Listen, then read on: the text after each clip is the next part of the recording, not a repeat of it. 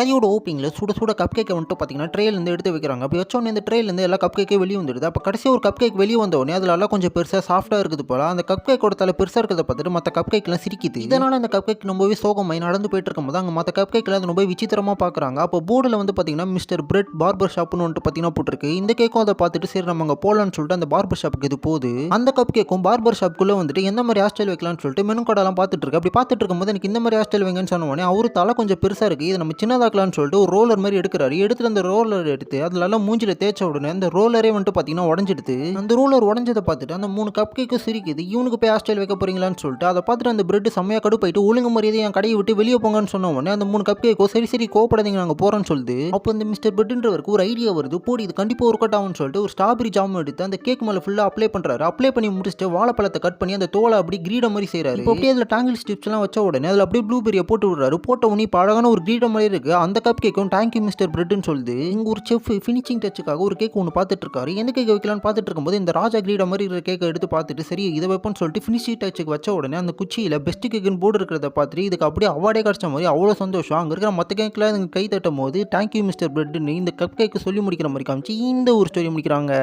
அப்புறம் நிறைய பேர் பார்க்குறீங்க ஆனால் சப்ஸ்கிரைப் பண்ணாமலே போயிடுறீங்க. மறக்காமல் நம்ம சேனலை சப்ஸ்கிரைப் பண்ணி வச்சுக்கோங்க. உங்களுக்காக இன்னும் டிஃப்ரெண்ட் வேல புது புது கதைங்களாம் வந்துட்டுருக்கு.